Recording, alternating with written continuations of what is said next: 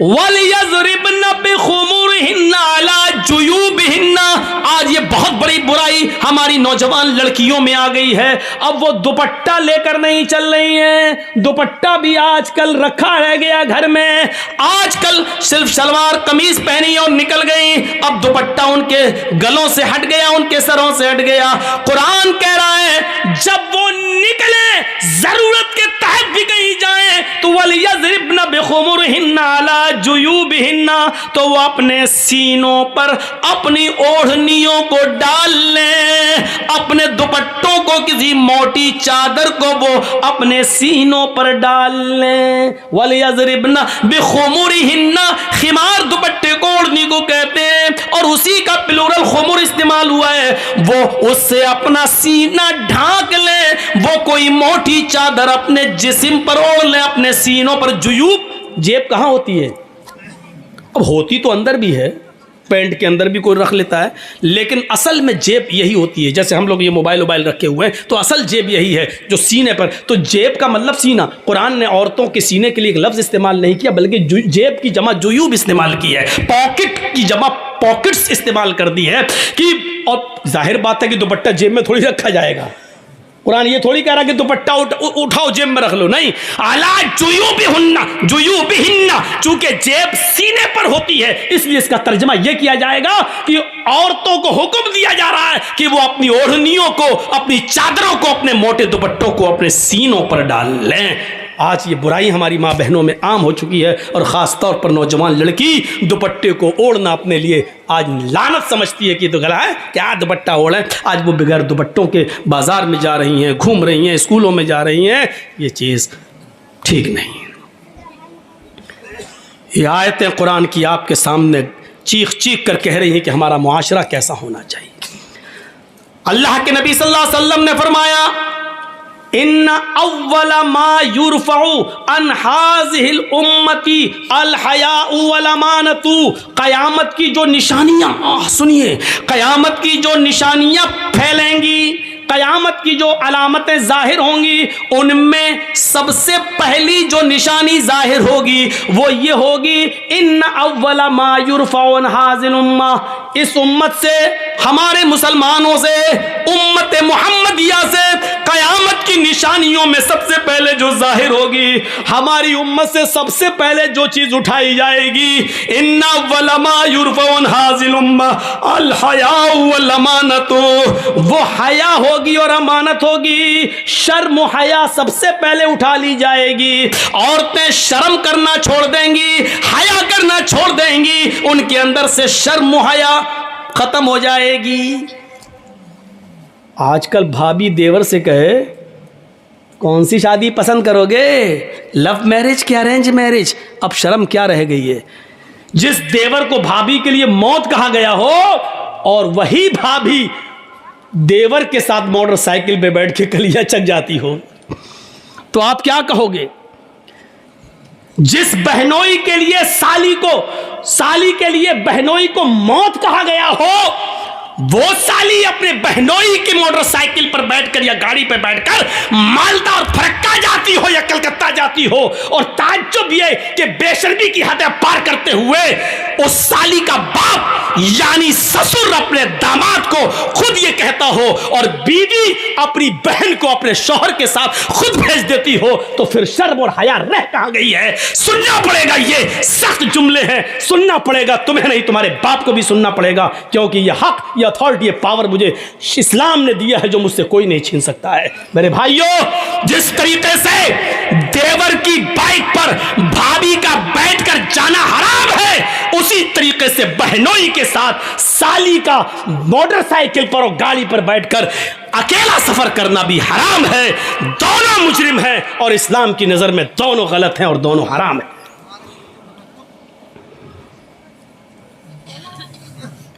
اب سب کی نظریں جا رہی ہوں گی, ہاں کون لے کے جاتا ہے اپنی سالی کو. سب کے دماغ گھوم رہے ہوں گے, کون ہے جو اپنی بھابھی کو لے کے جاتا ہے.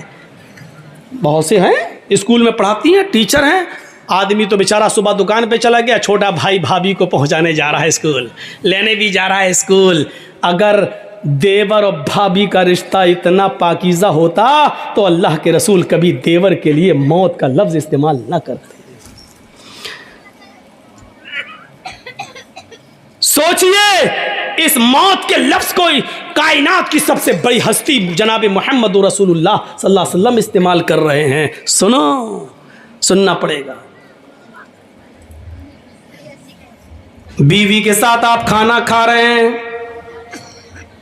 اچانک سالی آ جاتی ہے، آپ کی بیوی کہہ بھی رہی ہے آؤ چلو بیٹھو کھانا کھا لو، بیوی کی موجودگی میں بھی، بیوی کی اجازت کے باوجود بھی سالی کے لیے بہنوئی کے ساتھ اور بہنوئی کے لیے سالی کے ساتھ کھانا جائز نہیں ہوگا، ایک ہی پلیٹ میں ایک ہی تھالی میں، جبکہ سالی کا چہرہ کھلا ہوا ہو اور وہ بے پردہ ہو۔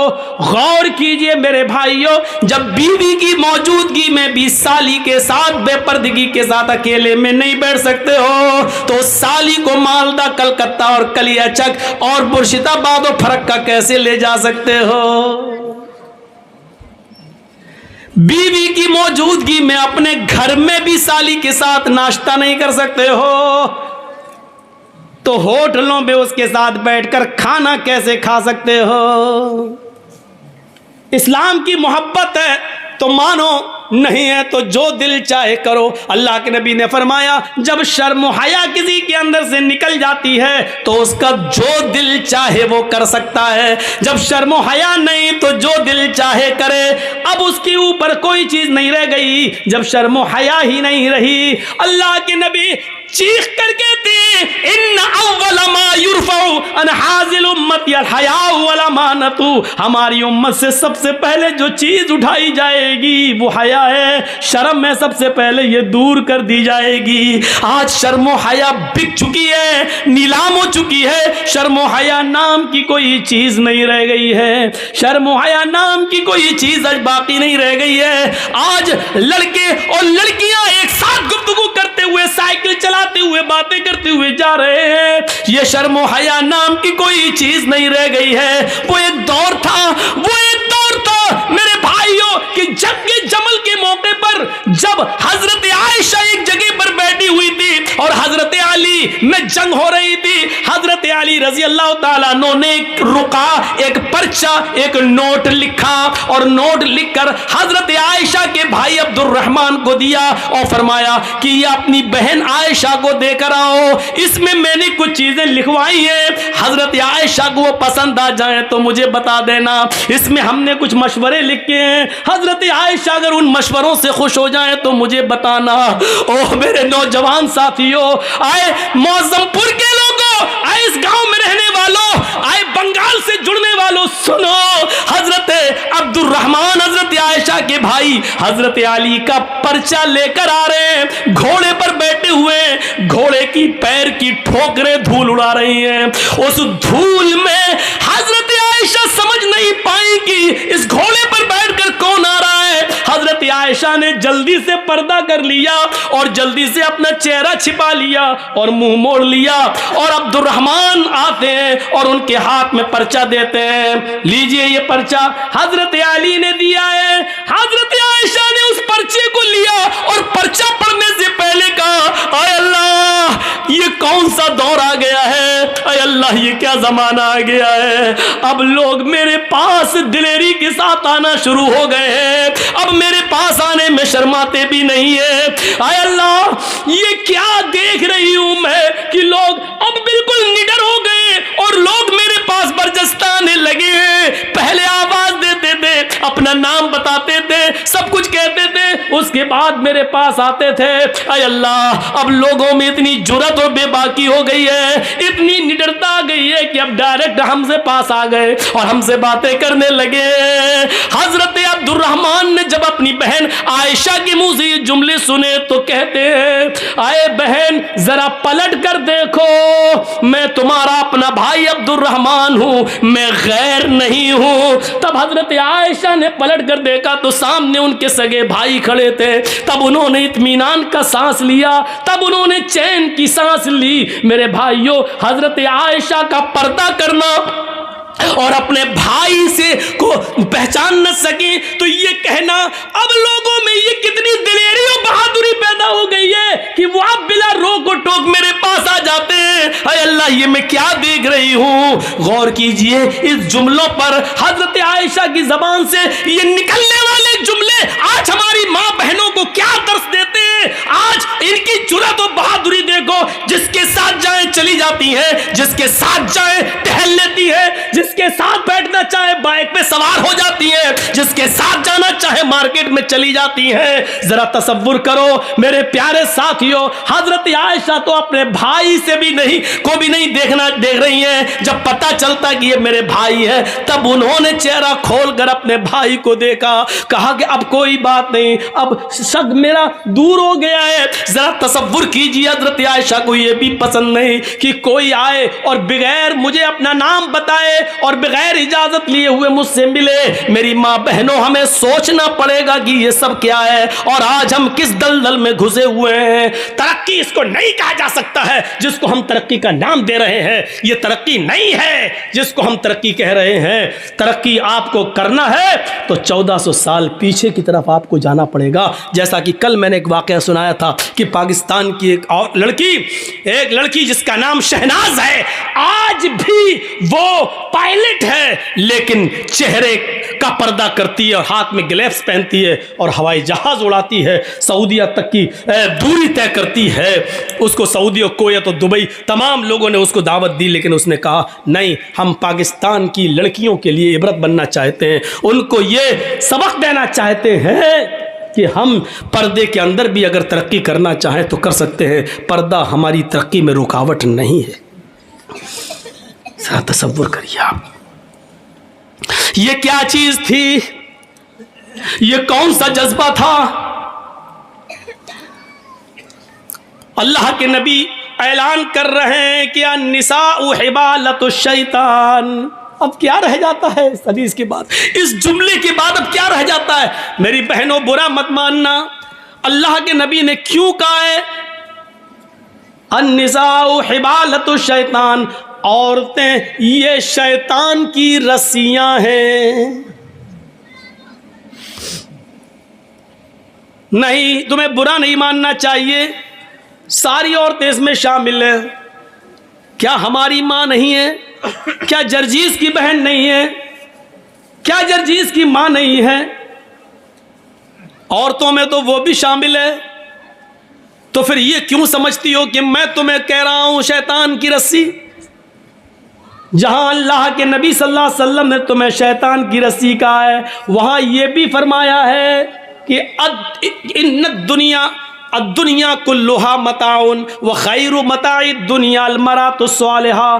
دنیا ساری کی ساری فائدہ حاصل کرنے کی چیز ہے اور سب سے بہترین پونجی, سب سے بہترین فائدہ حاصل کرنے کی چیز جس سے فائدہ اٹھایا جائے وہ نیک عورت ہے. غور کرو, یہ بھی کہا جہاں شیطان کا جال کا ہے, شیطان کی رسی کا ہے, وہاں دنیا کی سب سے محبوب چیز بھی تمہیں بتایا ہے. اب دونوں کے فرق کو سمجھو. کیا کہا ہے النساء حبالۃ الشیطان لیصید بها الرجال, لیصید بها الرجال. شیطان کی رسیاں ہیں یہ عورتیں اور شیطان اسی جال کو ڈال کر, اسی رسی کو ڈال کر مردوں کا شکار کرتا ہے. شیطان جب کسی آدمی کو پھانستا ہے تو اسی شکار کا استعمال کرتا ہے, اسی جال کو پھینکتا ہے, اسی کو خوبصورت بنا کر مردوں کے سامنے پیش کرتا ہے. یہ چیز چیخ کر اللہ کے نبی نے کہا ہے, اسی کے ذریعے وہ بہکانے کی کوشش کرتا ہے. اور نہیں مانتے ہو تو سنو, بیت المقدس فتح ہو چکا ہے. مسلمانوں نے بیت المقدس کو دیکھنے کے لیے حضرت عمر فاروق کے پاس خبر بھیجی ہے, امیر المومنین بیت المقدس ہم نے فتح کر لیا ہے, آپ آئیے اور آپ 2 رکعت نماز اس میں پڑھا دیجئے تاکہ ہم آپ کے پیچھے نماز پڑھ لیں. بیت المقدس آئیے. حضرت عمر مدینے سے بیت المقدس کی طرف سفر کر رہے ہیں, بیت المقدس کی طرف چل رہے ہیں, بیت المقدس کی طرف جا رہے ہیں, بیت المقدس کی طرف جا رہے ہیں. راستے میں یہودیوں کی بستی پڑتی ہے، عیسائیوں کی بستی پڑتی ہے، راستے میں یہودی بھی ہیں عیسائی بھی ہیں، ان کی بستی پڑی ہوئی ہے۔ ان یہودیوں نے اور عیسائیوں نے اپنی اپنی لڑکیوں کو نیم برہنہ، آدھی ننگی لڑکیوں کو اپنے گھروں کی چھتوں پر کھڑا کر دیا ہے، اور یہ کہہ رکھا ہے کہ دیکھو اگر عمر کا کوئی بھی ساتھی تم میں سے کسی کو آواز دے یا اشارے سے بلائے تو تم میں سے کوئی بھی منع نہ کرے، جس کو بلائے وہ اس کے ساتھ چلی جائے۔ اگر عمر کے کسی ایک آدمی نے تمہارے ساتھ منہ کالا کر لیا، عمر کے کسی ایک ساتھی نے اگر تمہارے ساتھ زنا کر لیا، عمر کے کسی ایک ساتھی نے بھی اگر تمہارے ساتھ جسمانی تعلق قائم کر لیا تو ہم کامیاب ہو جائیں گے۔ اپنے مقصد میں یہودیوں نے اور عیسائیوں نے اپنی لڑکیوں کو نیم برہنہ اپنے گھروں کی چھتوں پر کھڑا کر دیا۔ غور کرو، یعنی شیطان نے اپنا جال بچھا دیا صحابہ کو بدنام کرنے کے لیے، صحابہ کو برباد کرنے کے لیے، صحابہ کے ایمان کو جھنجھوڑنے کے لیے، صحابہ کے ایمان کو ختم کرنے کے لیے۔ ادھر حضرت عمر فاروق کو جب یہ پتا چلا کہ ان یہودی اور عیسائیوں نے ایسا کر لیا تو انہوں نے حکم دیا کہ لوگوں میں پیچھے پیچھے چلوں گا، آگے آگے نہیں۔ سنو، یہودیوں کی لڑکیاں گندے اشعار پڑھیں گی، اپنی طرف تمہیں بلائیں گی، اپنی طرف تمہیں مائل کریں گی، میک اپ کیے ہوئے ہوں گی اور نیم برہنہ ہوں گی۔ آئے میرے ساتھیوں، تم لوگوں نے ایک لمبی جنگ لڑی ہے، کئی مہینوں سے تم اپنے گھر میں ہی گئے ہو سکتا ہے کہ تم میں سے کسی کو اپنی بیوی کی یاد آ رہی ہو، کیونکہ کئی مہینے تم جنگوں میں رہے ہو اور اپنے بال بچوں سے، اپنی بیوی بچوں سے تم ملے نہیں ہو، اس لیے ہو سکتا ہے تھوڑی دیر کے لیے تمہاری نظریں ان یہودی لڑکیوں پر ٹک جائیں، ان عیسائی لڑکیوں پر ٹک جائیں، اور یہ بھی ہو سکتا ہے کہ نظروں سے نظریں ملیں اور یہ تیر نظروں کے راستے سے دل کے اندر پیوست ہو جائے۔ کہیں ایسا نہ ہو کہ پھر تم میں سے کوئی غلط کام کر بیٹھے، میں ننگی تلوار لے کر باہر پیچھے پیچھے چلوں گا۔ اگر تم میں سے کسی ایک کی نظر یہودی کی لڑکی پر اور عیسائیوں کی لڑکی پر پڑے گی تو میری تلوار اس کی گردن کی اوپر چلے گی۔ تمہارے قرآن کا حکم ہے قل للمؤمنات یغضضن من ابصارهن ويحفظن فروجهن ولا يبدين زينتهن، کہ تم جب بھی بازاروں میں یا کہیں چلو تو اپنی نگاہیں نیچی کر کے چلو۔ یہ عورتوں کا حکم ہے تو تمہیں بھی حکم ہے قل للمؤمنین یغضوا من ابصارهم، آئے محمد کے ساتھیو تم بھی نگاہیں نیچی کر کے چلو۔ تمہیں بھی حکم ہے اپنی نگاہیں نیچی رکھنا اور قرآن کی آیت پڑھتے ہوئے نکل جانا، کوئی کسی کی طرف نظر اٹھا کر نہیں دیکھے گا۔ حضرت عمر نے جب یہ خطبہ دیا، سارے صحابہ نے اپنے دل کی گہرائیوں میں پیوست کر لیا اور چلنے لگے۔ جب چلتے چلتے یہودیوں کی بستی آئی، یہودیوں کی لڑکیاں اور عیسائیوں کی لڑکیاں اس منظر کو دیکھ رہی ہیں، اور جب یہ اس گاؤں سے گزرنے لگے، ان کی چھتوں کے پاس سے گزرنے لگے تو ان کے میک اپ لائٹ مارنے لگے، ان کی خوبصورتی چمکنے لگی، ان کے حسن و جمال انگڑائیاں لینے لگے۔ میرے بھائیوں، اور ساتھ میں سریلی اور میٹھی آواز میں بجنے والے گانوں نے میرے بھائیوں کانوں کے اندر ایک عجیب کھنکھناہٹ پیدا کر دی۔ لیکن جب وہ گانا گا رہی تھی تو محمد کے ساتھی، عمر فاروق کے یہ ساتھی چیخ چیخ کر قرآن کی آیت پڑھنے لگے قل للمؤمنین یغضوا من ابصارهم ويحفظوا فروجهم، قل للمؤمنین یغضوا من ابصارهم ويحفظوا فروجهم۔ تھوڑی دیر لگی ہے کہ آپ کا یہ قافلہ اور صحابہ کا یہ قافلہ تھوڑی دور نکل جاتا ہے۔ قرآن کی ان آیتوں کے آگے ان گانوں کی آوازیں مدھم پڑ جاتی ہیں، سلو ہو جاتی ہے۔ صحابہ کرام یہ قرآن کی آیتیں پڑھتے ہوئے آگے نکل جاتے ہیں۔ ان لڑکیوں کی طرف کبھی جھانک کر بھی نہیں دیکھا ہے۔ ان لڑکیوں نے سوچا ہمارے ماں باپ تو ہماری عزت کا سودا کرنے کے لیے تیار ہو گئے، لیکن عمر کے ساتھیوں نے ہماری طرف نظر اٹھا کر بھی نہیں دیکھا، ہماری عزت و آبرو کو محفوظ رکھا، کسی نے ہماری عزت و آبرو سے کھلواڑ نہیں کیا۔ لہٰذا یہی وہ لوگ ہیں جو آگے بھی ہماری شرمگاہ کی، ہماری عزتوں کی حفاظت کریں گے، ہماری باڈی اور ہمارے جسموں کی حفاظت کریں گے، جنہوں نے ہمیں گھاس نہیں ڈالی۔ اگر ہم ان کی بیوی بن جائیں، ہم ان کی رفیق حیات بن جائیں، ہم ان کی شریک حیات بن جائیں تو یہ ہمارا کتنا احترام کریں گے. وہ اپنی چادریں اوڑھ کر اپنا جسم چھپا کر گھروں کی چھتوں سے نیچے اترتی ہیں اور بھاگتی اور دوڑتی ہوئی جاتی ہے اور کہتی ہیں اے عمر کے ساتھیو، اے عمر کے ساتھیو، اے امیر المومنین کے ساتھیو، اکیلے کہاں چلے جا رہے ہو؟ ہماری عزت و آبرو کی حفاظت کر کے ہماری طرف نظریں اٹھا کر بھی نہ دیکھے اور چلے جا رہے ہو. ہمارے ماں باپ نے تو ہماری عزتوں کا سودا کر دیا تھا، لیکن تم نے ہماری عزت و آبرو کی طرف نظر اٹھا کر بھی نہیں دیکھا. تم ہی ہماری حفاظت کر سکو گے. تمہاری پاس جو کتاب ہے وہ کتاب ہمیں ایک نئی زندگی دے سکتی ہے. وہ کتاب ہی ہماری زندگی میں انقلاب پیدا کر سکتی ہے. وہ کتاب ہی ہماری زندگی میں ایک نیا رول ادا کر سکتی ہے. اے محمد کے ساتھیو، مجھے بھی اپنے ساتھ لیتے چلو. ایسے نہیں لے جا سکتے ہو تو میں کلمہ پڑھنے کے لیے تیار ہوں. اشہد ان لا الہ الا اللہ واشہد ان محمدن عبدہ ورسولہ. انہوں نے کلمہ پڑھا. پھر حضرت عمر فاروق نے ان کو درس دیا. آئے میری بہنوں، تم نے کلمہ پڑھ کر اسلام قبول کر لیا ہے، اب تم اپنی بستی میں رکی رہو. ہم بیت المقدس سے جب لوٹ کر واپس آئیں گے اور بیت المقدس سے جب ہم واپس مدینے کی طرف جائیں گے تو ہم تمہاری شادیاں کروائیں گے، ہم تمہیں کسی کی بیوی بنوائیں گے اور پھر تمہیں بھی اپنے ساتھ لے کر چلیں گے. ہاں ہاں، اسلام ہی تمہاری حفاظت کرے گا، اسلام ہی کے اندر تمہیں سکون ملے گا، اسلام ہی تمہیں عزت کی زندگی دے گا.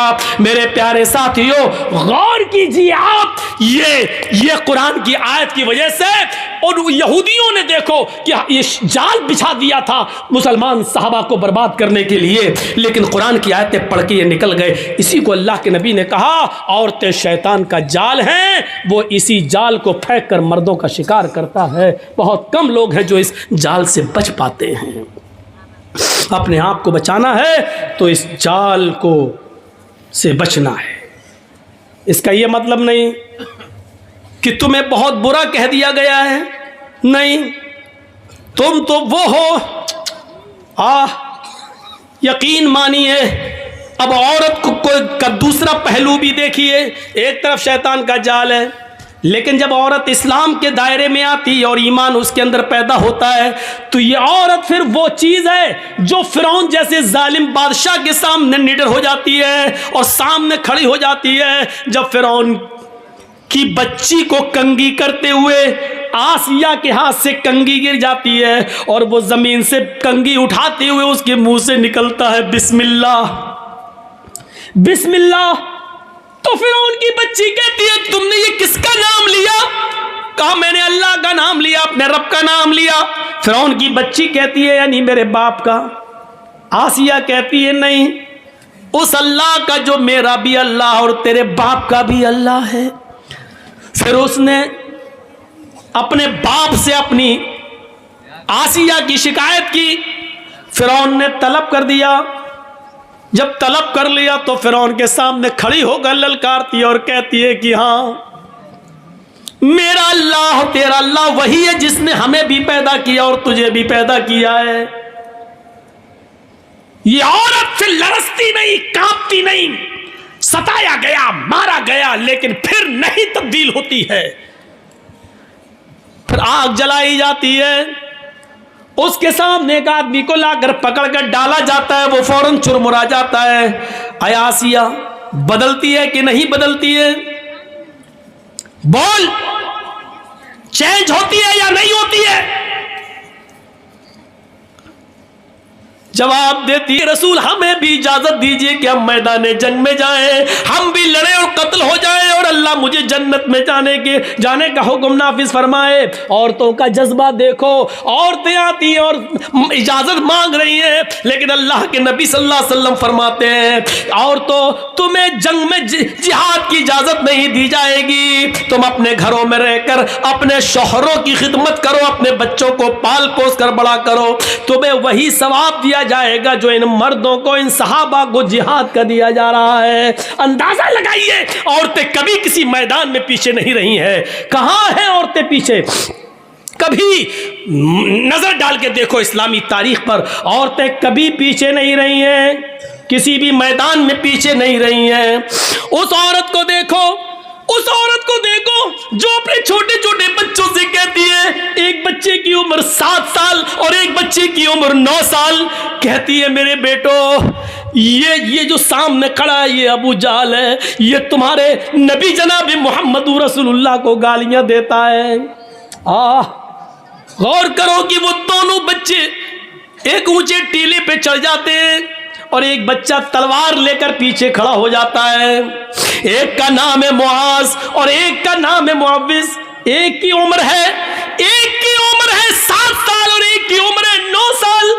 ایک بچہ پہاڑی پہ چڑھا ہے، ایک بچہ تلوار پیچھے چھپائے ہوئے کھڑا ہے زمین پر۔ جیسے ابو جہل گھوڑا دوڑاتے ہوئے آتا ہے،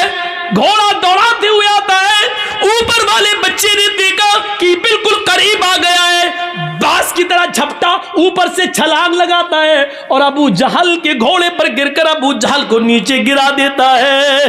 جیسے ابو جہل کو نیچے گراتا ہے، 9 سال کا بچہ اس کی گردن پر تلوار مارتا ہے اور ابو جہل کی گردن کو کاٹ دیتا ہے۔ میرے بھائیو پوری گردن الگ نہیں کرتا ہے اور پیٹ پر وار کرتا ہے، گردن پہ تلوار چلاتا ہے۔ ابو جہل بالکل مرنے کے قریب ہے۔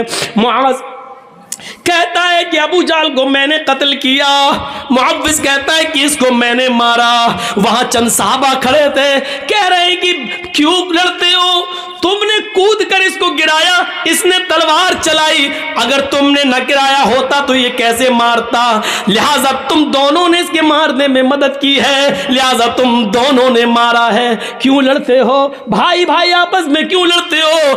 افرا تیری قسمت کا کیا کہنا، افرا تیری قسمت کا کیا کہنا، افرا تیری قسمت کا کیا کہنا، تو نے بچے بھی پیدا کیے تو اتنے بہادر کہ جب تک قیامت نہ آ جائے بچوں کی بہادری کو لوگ سلام کرتے رہیں گے۔ غور کیجئے، یہ ان بہادر بچوں کو جنم دینے والی ایک عورت تھی، ماں ایک باپ دو، ایک باپ سے ایک بچہ پیدا ہوا، باپ کا انتقال ہو گیا، ماں نے عدت گزاری، پھر دوسری شادی کی، دوسرے باپ سے دوسرا بچہ پیدا ہوا، لیکن ان دونوں بھائیوں کی محبت دیکھو، ایک کی عمر 7 ایک کی عمر 9 سال۔ افرا تیری قسمت کا کیا کہنا، تو نے بچے بھی جنے تو اتنے بہادر۔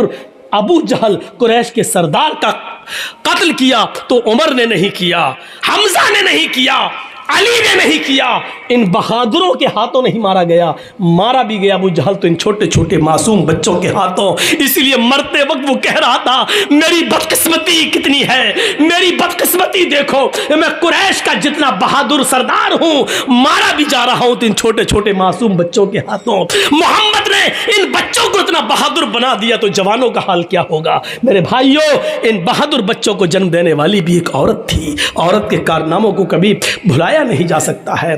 یہ وہی خنسا تھی جو حالت کفر میں اپنے بھائی جب ان کو قتل کر دیا گیا تو روتی تھی اپنے بھائی صخر کی یاد میں روتی تھی، اور جب بھی سورج نکلتا تھا اور بستر پہ سونے جاتی تھی تو روتی تھی، کہتی تھی یذکرنی طلوع الشمس صخرا اذکرہ لکل غروب شمس۔ اے سورج تو کیوں نکلتا ہے، مت نکلا کر، اے سورج تو پورب سے کیوں نکلتا ہے، ایسٹ سے کیوں چمکتا ہے، مت نکلا کر، جب تو نکلتا ہے تو مجھے میرے بھائی صخر کی یاد آ جاتی ہے۔ اے رات تو کیوں آتی ہے، اے سورج تو کیوں چھپ جاتا ہے، اے رات تو کیوں آتی ہے، جب بھی تو آتی ہے تو مجھے میرے بھائی صخر کی یاد آتی ہے۔ غور کرو، جو عورت اپنے دونوں بھائیوں کی یاد میں روتی ہو اور اتنا روتی ہو کہ ہر صبح یہ کہتی ہو اے سورج تو کیوں نکلتا ہے، میرے بھائی کی یاد دلا دیتا ہے،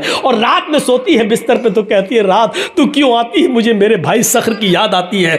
جو کافر تھی ابھی اپنے بھائیوں کی موت نہیں بھول پائی، لیکن جب سن 8 ہجری میں مسلمان ہوتی ہے، اسلام لاتی ہے، اور اس کے 8 سال کے بعد 16 ہجری میں جب جنگ ہوتی ہے قادسیہ، تو اس میں اپنے چاروں بیٹوں کو بھیجتی ہے، کہتی ہے کہ عمر کے اسلام کا جھنڈا نیچے نہیں آنے پائے۔ اے میرے بیٹو، جس طریقے سے تمہاری ماں ایک ہے اسی طریقے سے تمہارا باپ بھی ایک ہے، اللہ کی قسم میں نے تمہارے باپ کی امانت میں خیانت نہیں کی ہے، یعنی میں نے کسی دوسرے مرد کا چہرہ نہیں دیکھا ہے۔ اے میرے بیٹو، اس دنیا میں نہیں تو جنت میں ہم تمہارا انتظار انتظار کریں گے، جھنڈا نیچے نہیں گرنا چاہیے۔ چاروں بیٹوں کو میدان جنگ میں بھیج دیا اور ایک ایک کر کے چاروں بیٹے قادسیہ کی جنگ میں شہید کر دیے گئے۔ ایک شخص آتا ہے اور کہتا ہے اے خنسا، تیرے چاروں بیٹے میدان جنگ میں قتل کر دیے گئے، شہید کر دیے گئے۔ وہی چاروں بیٹے کہتے کہ بڑھاپے میں بیٹے ہی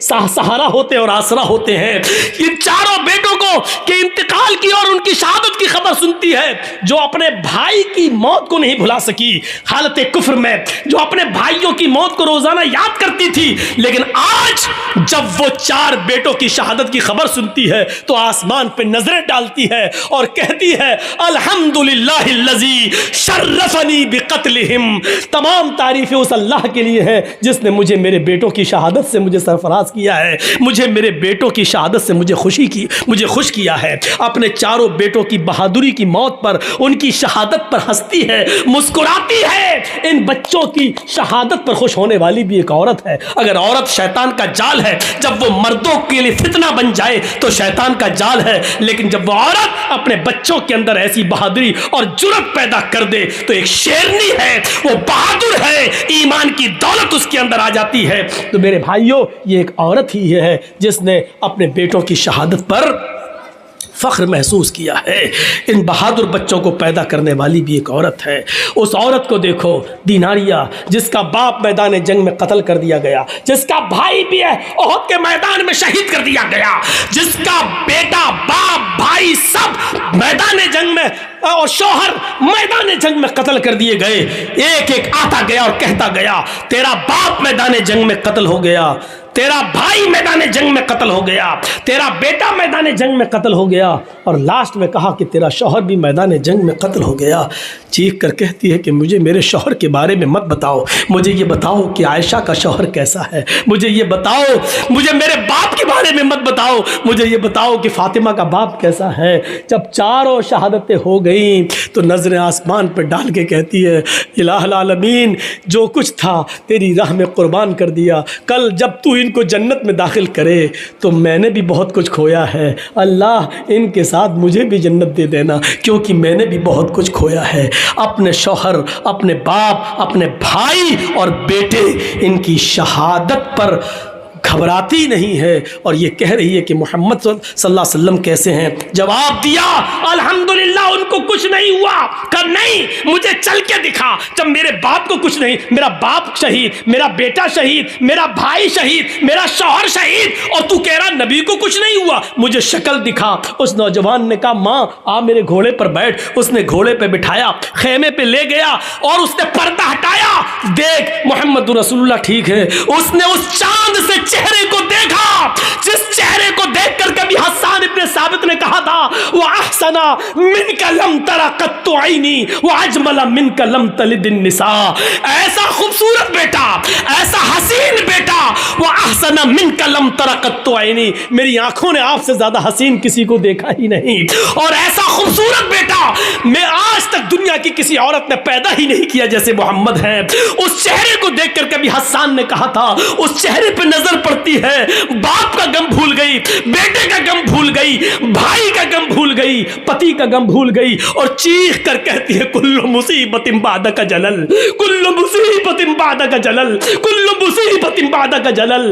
آج میری ساری مصیبتیں دور ہو گئی محمد، تیرا چہرہ دیکھ کر میں باپ کا غم بھول گئی، میں شوہر کا غم بھول گئی، میں بھائی کا غم بھول گئی، میں سب کا غم بھول گئی۔ یہ عورت بھی تھی، یہ عورت میری ماں بہنوں، ان عورتوں پر دنیا فخر کر رہی ہے، تمہارے ننگے پن و بےہودہ پن پہ کون فخر کرے گا؟ یہ مذاق اڑتا رہے گا، احتجاج ہوتے رہیں گے اور جلوس ہوتے رہیں گے، یہ سب اپنا کام ہوتا رہے گا۔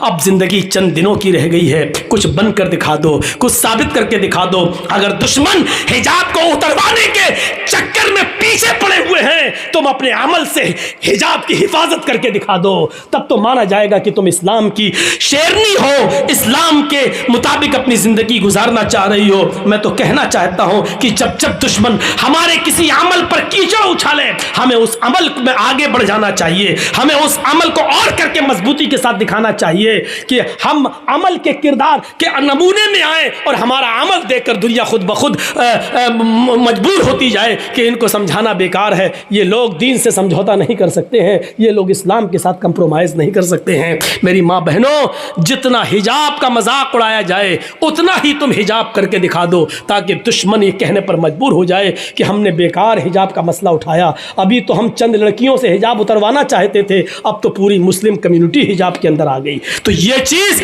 آئے گی تو تمہاری حفاظت بھی ہوگی اور دشمن بھی سمجھنے پر مجبور ہو جائے گا کہ اب ان سے جھگڑنا اچھا نہیں ہے، اب ان کے منہ لگنا اچھا نہیں ہے۔ میرے بھائیوں، ہم اللہ سے دعا کرتے ہیں، چونکہ اب کل بھی پروگرام ہے اور پھر 2 دن لکھی پور میں ہے، پھر 2 دن شری رام پور میں ہے، تو اس لیے ہمیں تو لگاتار پروگرام ہونے شروع ہے اور لگاتار ہے۔